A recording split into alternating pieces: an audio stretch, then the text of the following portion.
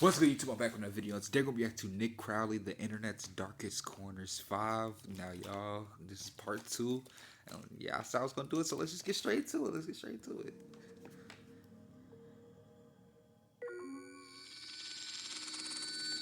On the 11th of June, 2009, a young man named Eugene Latta took to an urban exploration forum and wrote in broken English, "Hello, I'd like to tell you about Odessa catacombs. Odessa is not far from the capital of Ukraine, Kiev. Under Odessa consists the biggest catacombs in the world. Their total length is more than 2,500 kilometers, so these catacombs are much bigger than the Paris catacombs. During World War II, a lot of citizens were hiding in the catacombs. A lot of them used to What's a catacomb? live there for a year and more. So even today, it is possible to find weapons, equipment, and even Is it a plane? dead bodies.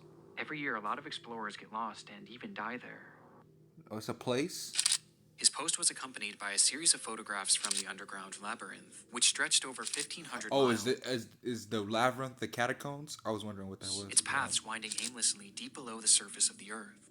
The structure was mainly the result of limestone mining many years ago, though despite this, it was never properly mapped and was, conversely, not often explored, essentially being a I pitch-black could never. maze to I'm no... sorry. I could never. I could.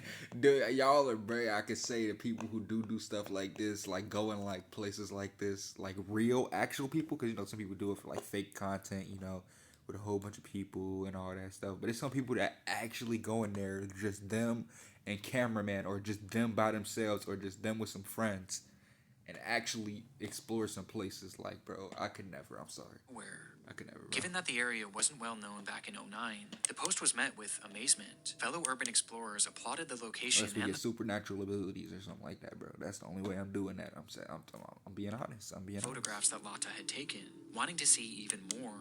And since he was a native of the area, Latta delivered. "Thanks to all. If you want, I can add more photos. As I said earlier, a lot of people get lost and even die under Odessa. Maybe this photo will shock you. It's the dead body of a 19-year-old girl who had gotten lost in the maze."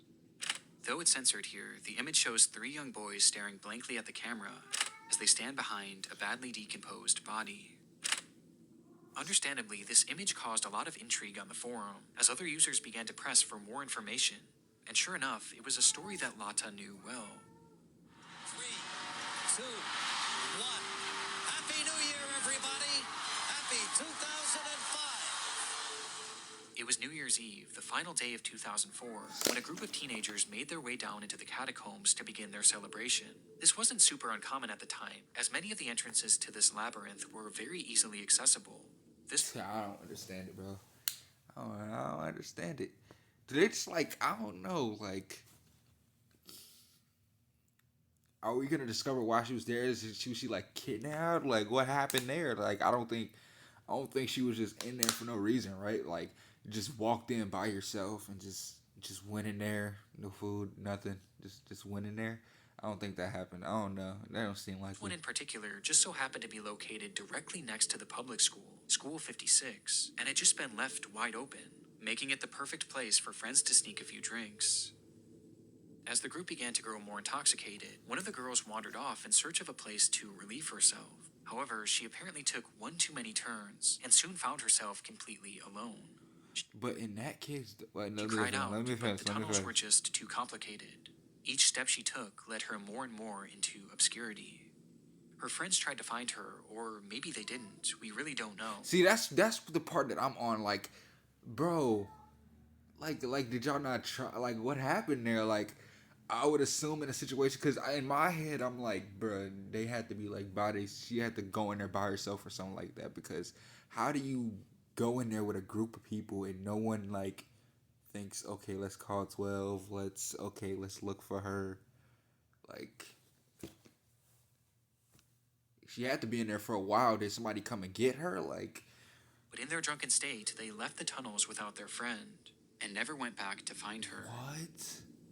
If she did have a flashlight, it wouldn't have lasted long. And give for them jail time, please. She likely wandered deliriously throw the through book that at them. pitch-black maze until, because that makes after no what was sense. I'm likely at sorry. least That 3 wasn't their awful friend. days, That wasn't their friend. she passed away, with her body being found approximately 3 miles away from the nearest exit. In looking at one of the only attempted maps of this tunnel system, she never stood a chance. Perhaps it was dehydration or hypothermia that killed her. But according to some, based on the photo, the corpse appears to have its skull caved in, implying that in a desperate attempt to end her anguish, she may have bashed her head against the wall until she passed away. Her name was... Wow. Just wow, man. It's just like, bro, y'all could... And I blame the friends. I'm sorry. I blame the... That's not her friends, but I blame the friends. Like, it's just like, what the fuck, bro? Masha, and she was only 19 years old. Wow. Roblox, Fortnite, and Minecraft. All you trying Millions to of do is kids sneak play out, them, have some fun. but most Well, not parents even don't. sneak out, you're 19, but you know what I mean. Go out, have some fun. 3 long months later, in April of 2005, Lata and his group would stumble across the body, immediately reporting their findings to the police. Though law enforcement refused to even I try. ain't gonna lie, I was spewing nonsense earlier. I wasn't listening to him at first when I made that first explanation of what I thought happened to her. Venture down there in order to retrieve her, as they knew just how dangerous and unmapped this environment was. It would take 2 long years for her body to be recovered, thanks to a friend of Lata writing a strongly worded letter to the government that included a photo of Masha's body. Water. The story is unimaginable. To be trapped in a place like this with no means of escaping, it has to be the absolute worst way to go. And because of the gruesome nature of this story and the photograph, it spread all throughout the online world, where it became a legendary internet mystery, as even with the added context, many were still left with pressing questions. Were Masha's friends involved in some way with her death? Had they abandoned her there on I think purpose? so. Like, I would charge them. And did Lata know more than he claimed? Who are the friends? But as it turns out, there was one far more pressing question that needed to be answered.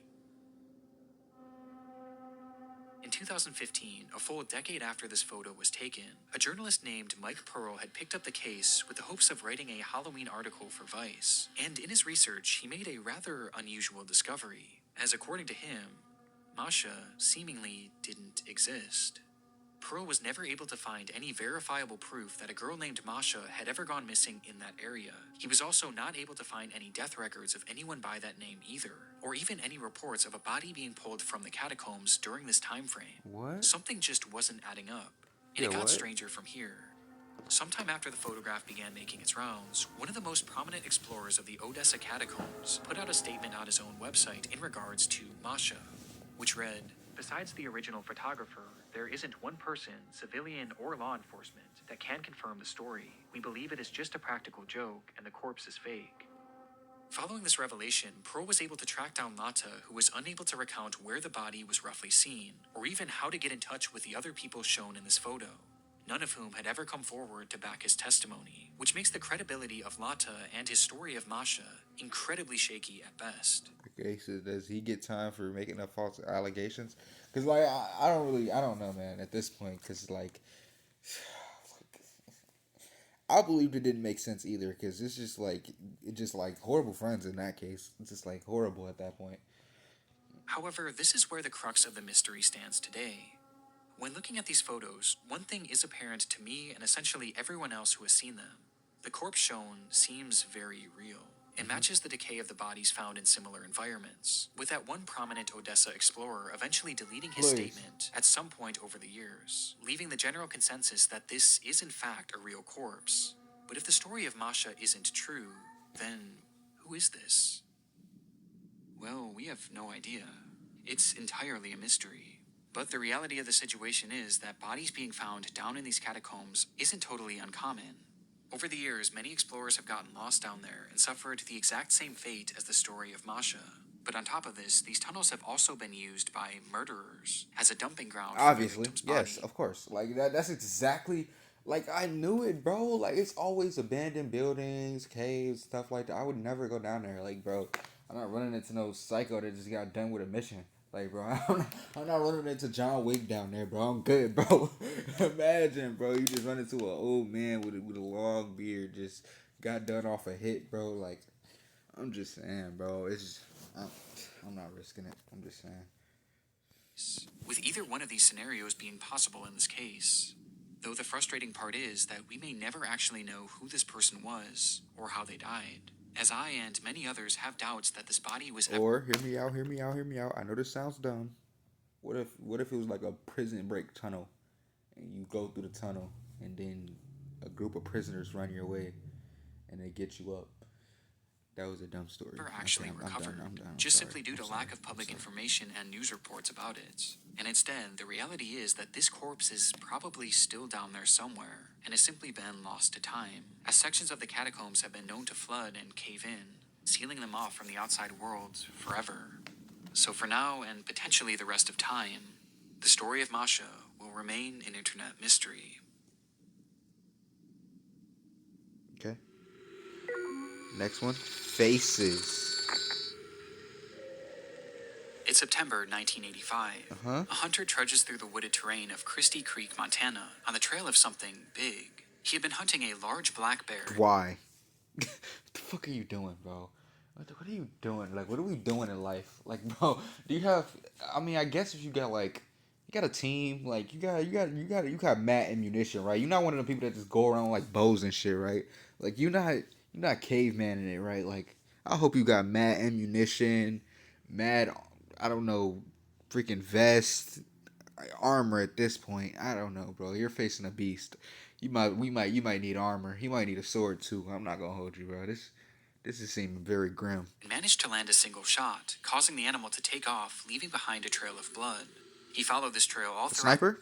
What gun does he have? Before stumbling across a shallow ditch, where he would find a body.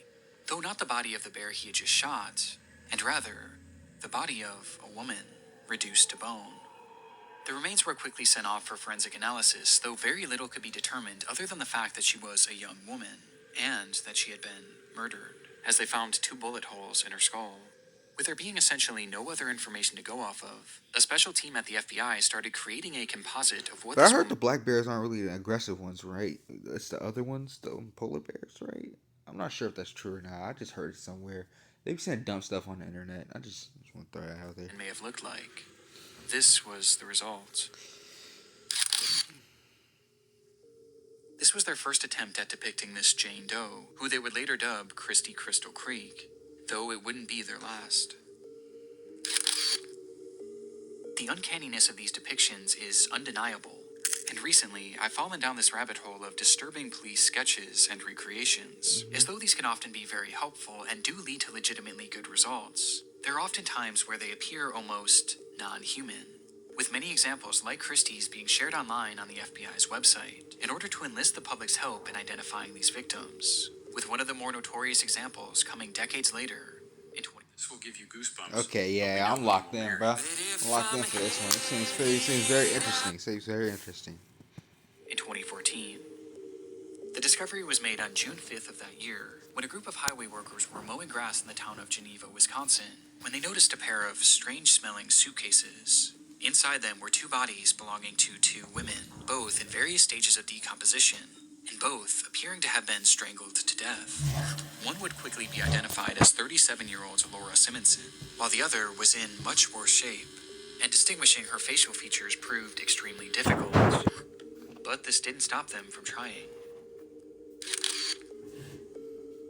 This is one of the more infamous examples out there due to just how unnatural it appears. With the face of it's this just like, bro, it's just like in moments like this when I'm seeing these pictures, you know, this is usually something like that you see in like a horror thing that you like, you know, laugh and stuff. I'm not saying like that's the reason I'm not, because it's just like, bro, you look at it and then like you want to like, yeah, do that, but then it's just like, damn, it's just like this is actual shit. So it's just like, nah, niggas can't even laugh. Because I'm not even that type of person. If it's actually serious, if it's like really, really serious, like really, really serious, like even if you say something stupid, I'm the type of person I can really hold my laugh. Because it's just like, bro, that shit is, it's like, it's not hard when it's like you under that pressure. You feel me? You feel that pressure when it's serious. You feel that pressure. And being turned into a meme and even being used in a video game. What the fuck? But to me, see, now I can't laugh because they playing, bro. They playing games and stuff. Like, bro, I'm thinking it's real drawings and stuff. Like, you playing games and stuff. It's a whole scream game. Like, what are we doing? That I've never been able to shake, as the entire story and its recreation gives me such an uneasy feeling. The discovery was made all the way back in April of 1977, let's get his whole TED talk, when a couple in Alberta, Canada, had returned to their often abandoned cabin in order to empty the septic tank, only to find a body floating inside. Wow. The body was in brutal shape and showed signs of extreme torture, as the man had been beaten mutilated, burned with cigarettes, and even shot multiple times. And due to the condition of the body, it was impossible to identify him. Though regardless, a recreation was made, and using a computer model of the man's skull, they slowly pieced him together.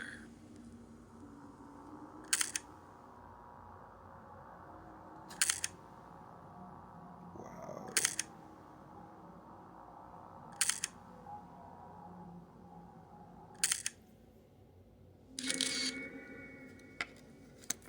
He would later be dubbed Septic Yeah, these Tank. people are scary. I think it's because you making the eyes black. I'm not gonna hold you. It is the old school, like, bro. I think you just making these pictures scary. Or whoever just making them, they making these pictures very creepy. Like, why are the eyes black? Yeah, this man. Well, maybe they didn't know his eye color. That's why. That might be the reason they made the eyes black.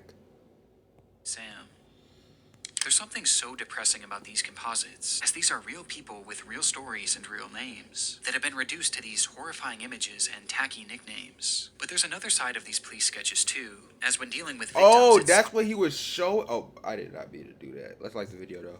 But that's what he was showing. I was wondering why. Like, I was like, what the hell is he doing, bro? Like, why are you showing a game and this is real shit? Like, what's going on here? But he was showing that like people was making fun of the real situation. I see what he's talking about now. So that's like a real thing, like a real actual scene, something that somebody was playing or what? Actual game? obviously incredibly sad. But when dealing with suspects, these off-putting identities can be outright horrifying. Over the years, there's been numerous unidentified killers who law enforcement were not able to positively identify, forcing them to turn to these same methods of sketching and recreating, with one of the darkest examples being that of the Lake Bodom killer. It was June 5th, 1960. 4 Finnish teenagers were on a camping trip to Lake Bodom, sleeping peacefully in their tent on the lakeshore, when suddenly they were attacked. It happened in an instant, as a man wielding a knife began stabbing through the tent, eventually bludgeoning the group with an unidentified blunt object. Ooh, That night, I 3 like of the that teens would be vocabulary, killed. bludgeoning. I like that vocab. I'm gonna add that in my vocabulary. If y'all hear me saying that in a future video, you know why. You know why, and we're not gonna mention that it came from him. Okay, we're gonna say that came from me and my expertise and all that. You feel me? Cause like bludgeoning. Okay, yeah, y'all. So basically, bludgeoning and all that. While one managed to survive with substantial injuries. When asked about what he had seen that night, the lone survivor claimed that the man who attacked them wore all black and had large red eyes. Based on his accounts and other potential sightings, a sketch of what this man may have looked like was made, and the results were unusual at best. Freak, where's his red With eyes? this man going on to garner the appropriate nickname of Bug Eyes McLip due to just how unnatural his facial features appear, especially his eyes. In fact, there's something unnatural about all of these recreations, which begs the question, did any of them actually work? Well, surprisingly, out of these 4 people, 3 have been identified. For real? Christy Crystal Creek would go on to be identified as Janet Lee Lucas, a 23-year-old who would be the last identified victim of serial killer Wayne Nance, with this identification being the result of improved forensic genealogy. The second and most notorious example would go on to be identified as Jenny Gomez, who had been strangled by Steven Zilich, a man dubbed the Wisconsin Suitcase Murderer. And despite this recreation appearing to look nothing like Jenny, it was actually the sole reason that she was identified, How? as one of her family members ended up recognizing these overpronounced cheekbones and matching. That's luck. That you can't say that. Wow, the cheekbones though. But I feel like it wasn't just the cheekbones. I feel like it was that she already had something going on with the family where they already knew something was up. You feel me? Like they already knew. Like okay, like she been moving weird, and then they see this, they like, bro, this gotta be her. You feel me? Like it probably was something like that. I think it was something like that. Not just they seen it was like, oh, this her. I don't think that's just how it go. If you got a good relationship with somebody, you're not just gonna look at a picture and be like, no, they be that look like them. I'm finna report that. You're not gonna do that. You're not gonna to do Jenny. And then there was Septic Tank Sam, who was revealed to be Gordon Edwin Sanderson, thanks again to genetic genealogy, as a sample of his sister's DNA was eventually used to prove that this was in fact him, though it's still unknown who killed him or why. Which leaves just this final person, the killer of at least 3 people. He, unfortunately, has never been identified, and this isn't too surprising, as the features of this person just seem impossible. He just looks far too strange to be real. Right? Well, even though he hasn't been positively ID'd, Okay, it well, you doesn't give him that jaw, yes, but before he looked like one of the normalists on there, like an actual face. Well, yeah, what are the like? Yeah, what are the more normal ones, right? Am I tripping? It was only four, but like I feel like the other one was the other one that they caught was a little bit more not descriptive. mean that he hasn't been potentially photographed. Shortly after the teens were murdered, a funeral was held in their remembrance, for which a large crowd of locals were in attendance, with this photo of the crowd being snapped. And standing there, in the center of it all, was a man whose features looked impossible. This man would never be photographed again, and his connection to the case has never been officially confirmed, leaving these murders unsolved to this very day. Wow, that kind of looked like it though. W sketch artist, I guess. All right, y'all. See y'all in the next one, man. Give me the next Nick video. You know, you gotta watch these. I'll see y'all in the next one. Don't forget to like, comment, subscribe, man. Uh, peace out. I love y'all, man. Yeah, peace, prosperity.